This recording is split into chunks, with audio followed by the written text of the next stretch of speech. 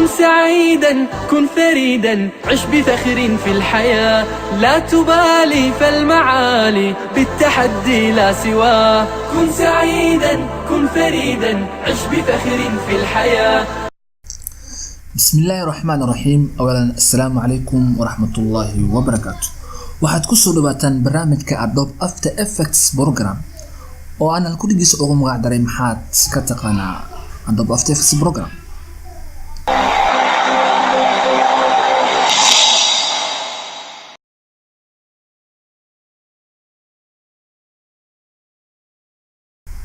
Adobe After Effects program waa application awood sare leh kaasoo ku ogolaanayo inaad sameyso sawirro cajiib ah ama la yaab leh iyo sidoo kale muuqaallo cajiib ah ama la yaab leh. sawirradaas iyo muuqaaladaas inta badan waxaa loo adeegsadaa dhinaca filmaanta waxaana la isku yiraahdaa visual effects. haddii aan in yaro iga kamid ah muuqaaladaasi waxyaalaha lagu sameeyo in yaro kamid ah haddii aan soo qaato waxaa kamid ah inaad sameyso collapsing car, inaad sameyso isku dhaca gawaarida laba gaari oo isgarab mareyso inaad ka dhigto laba gaari oo isku dhaceyso adigoo adeegsanaya barnaamijkan Adobe After Effects. sidoo kale waxaad kaloo ku sameyn kartaa powerka sidaan jeclay inta badan waxaad ku aragteen filmaanta waxaana lagu sameeyaa barnaamijkan isaga. waxaa kaloo kamid ah Spider-Man-ka kamid ah Spider-Man-ka dhar ahaantiisa waa dhar muuqaal ahaantiisa waa dhar caadi oo la isticmaalo laakiin si ficilada uu sameynayo inta badan waxaa lagu sameeyaa barnaamijkan Adobe After Effects. waxaa kaloo kamid ah Kalona kamid ah it means adiga inaad iska dhigto laba qof inaad iska dhigto kadibna aad wada sheekaysato ama laba qof ka badan inta iska dhigto aad wada sheekaysato. waxaa kaloo kamid ah explosion kamid ah qarax inaad qarax sameyso adigoo isticmaalayo barnaamijkan laakiin se qaraxaas totally-ba uu faalisan. waxaa kaloo kamid ah ground cracking kamid ah inaad dhulka dilaac aad ku sameyso adigoo dhinaca doonta aad u isticmaalayso. example ahaan idin bixiyo inaad dhulka lugta ku dhufato oo aad sidaas dilaac dhulka ugu sameyso ama inaad derbiga feer ku dhufto oo aad derbiga sidaas dilaac ugu sameyso. 3D design media laakiin 3D kaliya macnaha design media bis ma sameeyo waxyaalo kale oo fara badan oo aniga hadda halkan aan soo koobi karin ayuu sameeyaa. laakiin barnaamijkan qodobkan 3D design media macnaheedu waxay tahay in macnaha aad sameyso warbaahin inaad design gareyso qaabishinkeeda iyo sida macnaha u ekaanayso.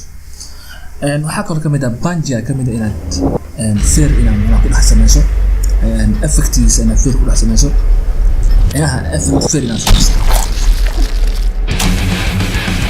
waxaa kaloo kamid ah fire inaad dab inaad sameyso inaad macnaha goob inaad dab ka kiciso kicintaas oo aad u adeegsanayso barnaamijkan Adobe After Effects. waxaa kaloo kamid ah animals xayawaanaadka waaweyn kamid ah oo aad inta badan aad ku aragteen filmaanta. waxaa kaloo kamid ah horrorka kamid ah in macnaha adiga muuqaal iska duubto face ahaan inaad macnaha qaabishinkaaga inaad ka dhigto qaabishin horror ah adigoo isticmaalayo barnaamijkan Adobe After Effects. Adobe After Effects waa barnaamijkii ugu horeeyay oo macnaha lagu sameeyo visual effects lagu sameeyo qodobada hadda aan idin soo tax lagu sameeyo and 3D graphics lagu sameeyo. waa barnaamijka ugu horeeyay visual effects and 3D graphics lagu sameeyo. 3D graphics macnaheedu wuxuu yahay inaad sameyso far 3D ah oo wareegsanaysa motion ama inaad sameyso sawir inaad sameyso kadib Adobe After Effects aad soo geliso kadibna motion aad ku sameyso fartaasayto iyo waxyaalo kale la mid ah. mana jiro shay kale programkana ma jiro sida ay dunida ugu tiirsan tahay Adobe After Effects oo ay ugu tiirsan tahay ma jiro. waxaan ula jeedaa dunida inteeda badan waxay ku tiirsan tahay barnaamijkan Adobe After Effects laakiin si barnaamijyada kalena kama marno way ku tiirsan yihiin.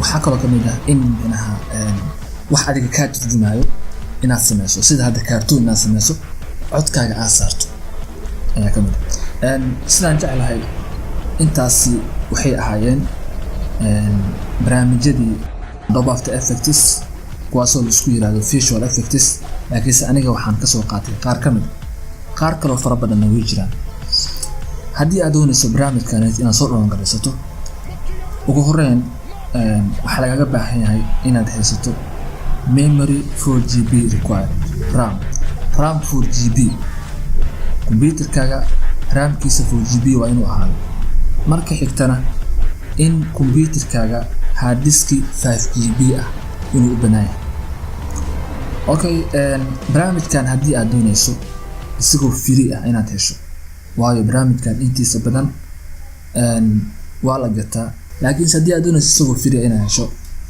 linkiga hoos ka download gareyso linkigaas hal linki ma ahan linki Adobe After Effects iyo waxa waa link kale WinRAR waayo Adobe After Effects haddii aad soo download gareysato waxaa qasab ah oo adiga qasab kuga ah WinRAR inaad soo download gareysato haddii ay taasi dhicin oo aad ku raagto barnaamijka comment aad hoos soo dhigi kartaa si aan warbixintaada ama reaction-kaaga ula socdo intaa wixii ka dambeeya waxaa idin leeyahay fadlan subscribe